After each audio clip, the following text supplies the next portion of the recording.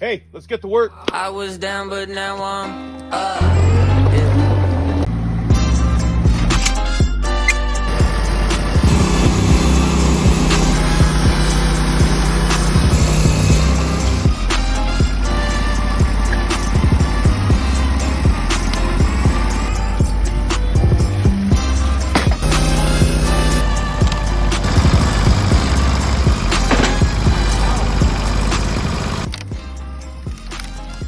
This had a big check down the center, so we went ahead and split it off.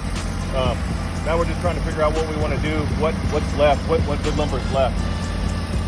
So I think we're going to cut this edge, have this small piece, and we'll probably do the same to there.